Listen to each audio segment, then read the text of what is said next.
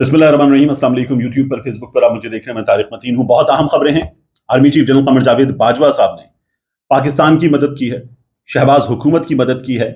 جن حالات میں اس وقت یہ حکومت ہے، بہت زیادہ ضرورت تھی اس مدد کی، پاکستان کو اس مدد کی۔ جنرل باجوہ صاحب نے اس سلسلے میں ایک فون کیا ہے، وہ کہ یہ تو مسلسل کہہ رہے تھے کہ ہم تجربے کار ٹیم ہیں، سب سے بہتر ٹیم ہے، اور مسلم لیگ نون نے پہلے بھی مشکلات سے نکالا، آئندہ بھی نکالے گی، اب بھی نکالے گی۔ تو نہ جانے کیا ہوا کہ دوست ممالک نے ان کی مدد نہیں کی ہے۔ اس کے بعد انہوں نے IMF سے 13 جولائی کو بتایا تھا سب کچھ طے ہو گیا، لیکن پیسے نہیں مل رہے ہیں، تو دم نکلا ہوا ہے۔ اسی لیے army chief general Qamar Javed Bajwa صاحب نے مداخلت کی ہے۔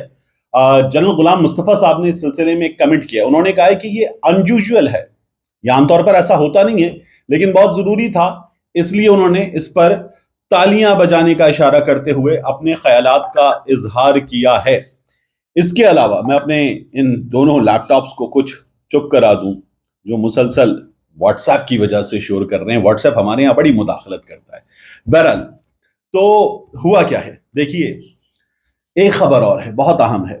وہ خبر یہ ہے، اس خبر کی تو ڈیٹیلز پر میں آؤں گا، کہ عمران خان صاحب سے ایک اہم فوجی شخصیت نے ملاقات کی ہے۔ خبر دینے والوں کا دعویٰ ہے کہ خفیہ ملاقات تھی، بہت کچھ طے ہوا ہے، اور نون لیگ نے ایک راکٹ چلایا، پاکستان تحریک انصاف کا نشانہ لے کر ایک راکٹ چلایا، لیکن راکٹ خود نون لیگ کے کیمپ میں گھس کے پھٹ گیا ہے، اور ایسی کی تیسی ہو گئی ہے۔ مسلم لیگ نون کی کیسے، یہ آپ کو بتاؤں گا۔ سب سے پہلے جنرل قمر جاوید باجوہ صاحب نے امریکہ سے پاکستان کے لیے جو قرض کی رقم ہے وہ جلد جاری کرنے کے لیے کہا ہے کہ IMF پر دباؤ ڈالیں۔ جنرل باجوہ صاحب نے یہ نکھی ایشیا کی ویب سائٹ پر وجاہت سعید خان، جو دنیا نیوز پہ پروگرام کرتے تھے، انڈس نیوز پہ پروگرام کرتے تھے بہت پہلے، اور وہ جو پرائم منسٹر ہاؤس کو جا کے کور کیا تھا، وہاں لیٹے تھے جا کے اس کے باتھ ٹب میں، وجاہت سعید خان صاحب نے یہ خبر دی ہے نکھی ایشیا پر، اور اس خبر کو پھر ہمارے یہاں سبھی نے رپورٹ کیا، جبران پیش امام رائٹرز کے، انہوں نے رپورٹ کیا، پھر اس کے بعد جو ہے وہ اب میں آپ کو بتا رہا ہوں پاکستانی میڈیا سے۔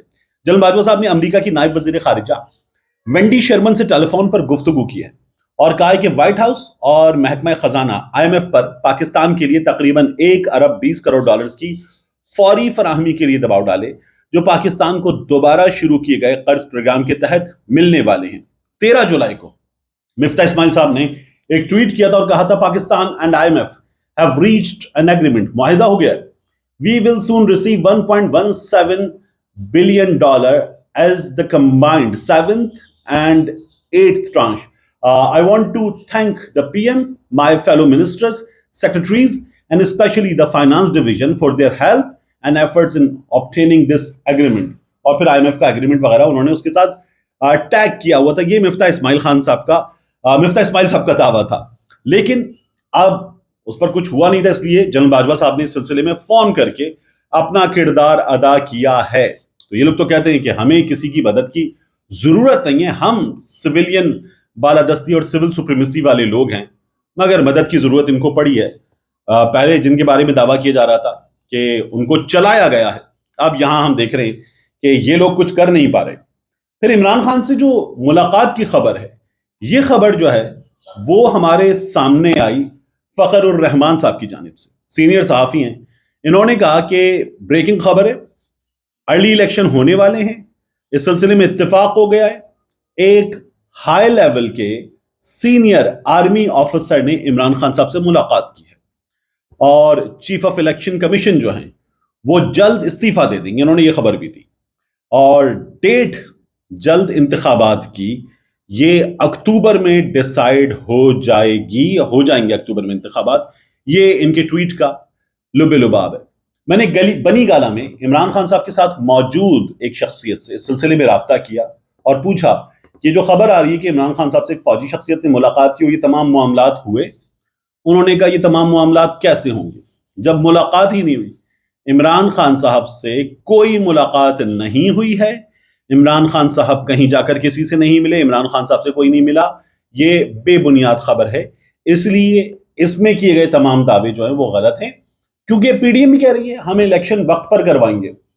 میاں نواز شریف صاحب کی جو غصے میں بھری تقریر ہے وہ بھی لیک ہو رہی ہے۔ میاں صاحب کہہ رہے ہیں کہ مفتہ نے کہا تھا ڈالر 23 روپے مہنگا ہوگا، ڈالر 55 روپے مہنگا ہو گیا ہے، مفتہ کو 23-55 کا فرق نہیں پتا۔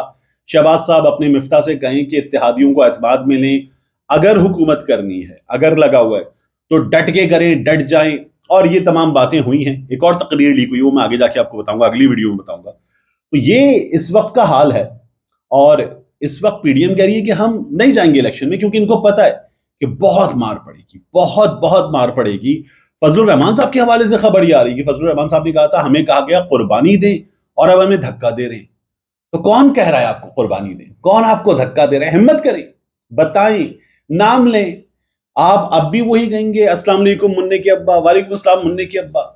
آپ ہمت کریں اور نام لے دیں۔ فضل الرحمان صاحب وہاں تو جب خواتین کی بات ہوتی ہے تتلیاں کہہ دیتے، بندوں کی بات ہوتی ہے یوتیاں کہہ دیتے، یہاں پر بھی ہمت کر لیں، لیکن بہت مشکل کام ہے۔ اس کے علاوہ دعویٰ کیا گیا، یہ دعویٰ سامنے آیا اکبر ایس بابر صاحب کی جانب سے، جو P T I funding case میں اکبر ایس بابر ہیں، اور انہوں نے دعویٰ کرتے ہوئے پروہیبٹڈ فنڈنگ کیس کے حوالے سے یہ کہا، بڑی خبر آ گئی ہے، پاکستان تحریک انصاف کو عارف نقوی نے ووٹون کرکٹ کلب والی کس طرح سے پیسے دلوائے، کیا کچھ سامنے آیا، وہ تمام چیزیں سامنے آ گئی ہیں، اور پی ٹی آئی بے نقاب ہو گئی ہے۔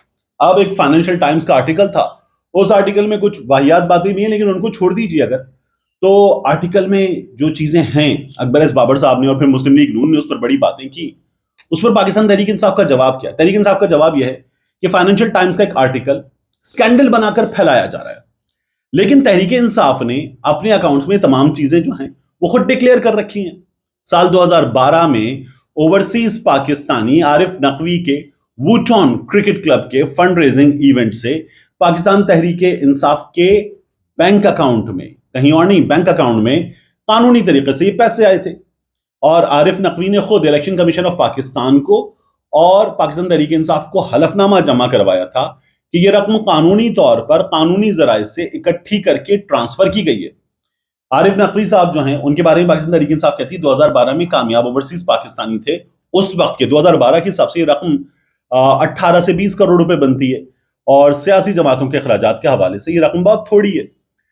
تو پاکستان تحریک انصاف کہہ رہی ہے کہ اس آرٹیکل میں کچھ بھی نہیں ہے جو تحریک انصاف کی جانب سے کسی غیر قانونی کام کی نشاندہی کرے۔ البتہ اس آرٹیکل میں نواز شریف اور شہباز شریف کے 2016-2017 میں ابراج گروپ سے $20 ملین کی رشوت لینے کا ذکر ضرور ہے۔ اب نون لیگ والے کیا کرتے ہیں، یہ پہلے ہی شروع ہو جاتے، پاکستان تحریک انصاف پکڑی گئی۔ یہ مریم نے کیا تھا، نور ڈاری کا انٹرویو شیئر کر دیا کہ ابھی کوئی گیا ہے پاکستان تحریک انصاف کی طرف سے اسرائیل، اور نور ڈاری نے اس کا تو کوئی دعویٰ نہیں کیا، کوئی ثبوت نہیں دیا، مگر نور ڈاری نے کہا کہ نواز شریف جب لیٹ 90s میں وزیر اعظم تھے تب بھی نواز شریف نے ایک ڈیلیگیشن بھیجا تھا، کوئی آگے والا مریم نے سنا نہیں، اور مریم نے ٹویٹ کر دیا، پھر تھوڑی دیر بعد مریم کو ڈیلیٹ کرنا پڑا۔ یہی ان لوگوں کے ساتھ ہوا ہے۔ ان لوگوں نے جب یہ باتیں کی کہ پاکستان تحریک انصاف کو پیسے ملے ہیں، اسی آرٹیکل میں کیا لکھا ہوا ہے، ان 2016 میں عارف نقوی کے لیے لکھا ہوا ہے he authorized a $20 million payment for Pakistani politicians to gain their support۔ 2016 میں پاکستانی سیاستدانوں کی مدد حاصل کرنے کے لیے $20 ملین کی اجازت دی گئی۔ یو ایس پبلک پروسیکیوٹر جنہوں نے بعد میں عارف نقوی کے فراڈ میں چارج کیا تھا، تھیفٹ میں، ان کی طرف سے بتایا گیا ہے the payment was allegedly intended for Nawaz Sharif and his brother Shahbaz. تو پیسے تو یہاں آئے ہیں، ٹھیک ٹھاک آئے ہیں، لیکن ان لوگوں نے اس پر بڑا شور مچایا، اس آرٹیکل کو اچھالا۔ آرٹیکل کے اندر جتنا پی ٹی آئی پر ہے اس سے زیادہ الزام نون لیگ پر ہے۔ یہ ایک بار پھر مار کھا چکے۔ ملتے ہیں انشاءاللہ آپ سے اگلے ویلاگ میں۔